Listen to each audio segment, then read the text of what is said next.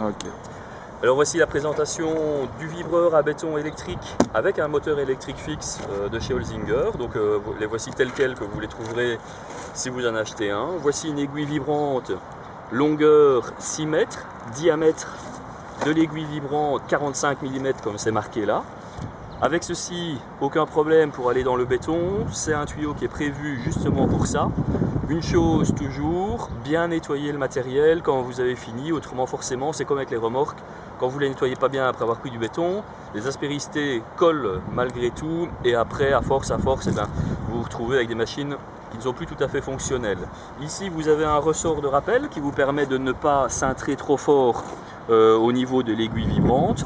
Vous avez le capuchon ici que vous remettez à chaque fois après une utilisation.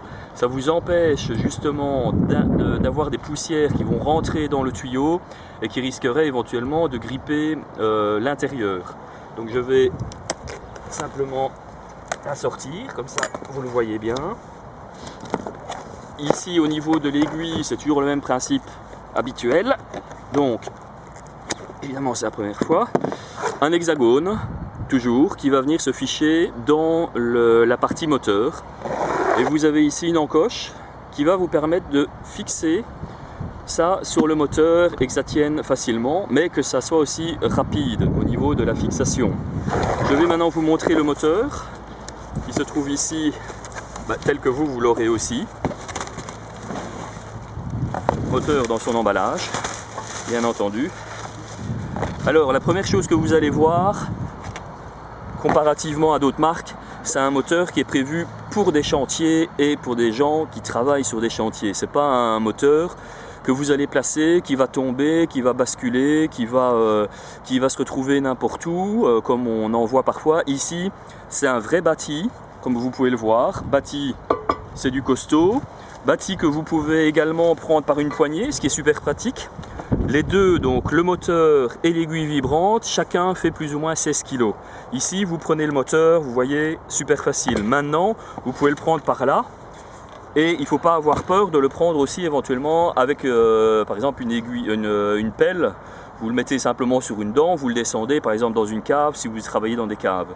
Donc, moteur très costaud, protection IP54. Ce qui vous permet de travailler forcément, je dirais, sous une petite pluie. Maintenant, quand vous avez fini de travailler avec, aucun souci, vous pouvez le nettoyer presque à grande eau. Il faut juste faire attention, forcément, de ne pas mettre l'eau ici dans la partie aération du moteur. Autrement, au niveau du moteur en lui-même, très facile. Un bouton on, un bouton off, rien de plus simple. Vous avez le câble ici, donc c'est un moteur que vous posez un peu n'importe où. L'avantage, c'est que vous avez 6 mètres de débattement au niveau de l'aiguille vibrante. Donc vous posez votre béton, par exemple si vous travaillez dans une cave, vous pouvez poser votre moteur au-dessus des murs et avec l'aiguille vous travaillez en dessous. Mais si vous avez une dalle extérieure ou n'importe quoi, vous avez quand même la possibilité de tourner énormément autour grâce à l'aiguille vibrante. Même principe ici, si vous regardez bien, vous avez ici le moteur qui tourne avec un hexagone et vous avez la patte de fixation que l'on voit ici. Je vais rentrer l'aiguille vibrante dedans et je viens simplement la sertir, c'est fini. Le moteur et l'aiguille vibrante est fonctionnel, il n'y a pas besoin d'autres manipulations, c'est très rapide. Donc je vais le prendre par exemple comme ceci. Je l'insère dedans. Évidemment, il faut d'abord peut-être que je remette, voilà, comme ceci. Je l'insère dedans, je viens serrer mon petit truc ici, voilà. Maintenant c'est tenu. Je vais vous le démarrer, comme ça vous allez voir. Je le branche simplement à une prise. Je vais quand même le mettre à terre pour que ce soit plus facile. C'est toujours le même principe qu'avec les autres aiguilles vibrantes, il faut donner un coup sec à terre. Donc je vais le démarrer, évidemment le sol est un peu meuble, donc on n'ira peut-être pas. Voilà. S'il donne un petit coup sec, voilà. Alors, on ne sait pas du pas le tenir à la main, ça dit quand même fort, si vous voyez. Voilà, et avec ça, vous pouvez vous déplacer où vous voulez, sans aucun problème, vous allez très loin.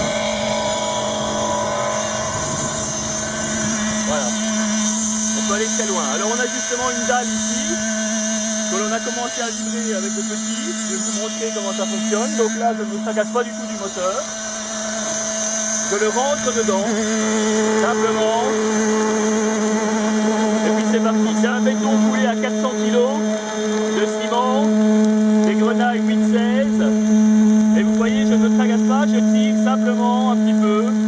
Il faut juste qu'il y ait des bulles qui apparaissent, et quand les bulles apparaissent, et bien vous voyez, là ça commence à être bon, donc je vais toujours un petit peu plus loin. Pas besoin de talocher, c'est ça l'avantage. Je vais venir ici près des bords et automatiquement vous allez voir le tas qui va diminuer tout seul. Donc au niveau manipulation, eh bien c'est enfantin. Voilà, j'approche directement des bords très facilement. Et si je le relance un peu plus loin, eh bien je peux faire pareil.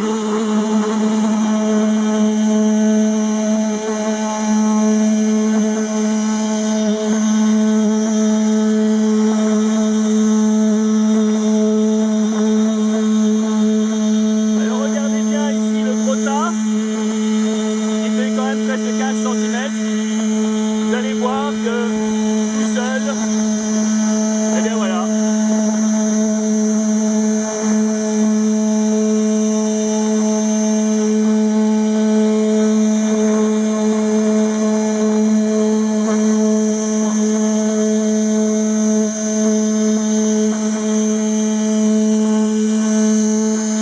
On va faire un plan un peu plus large, comme ça vous allez voir.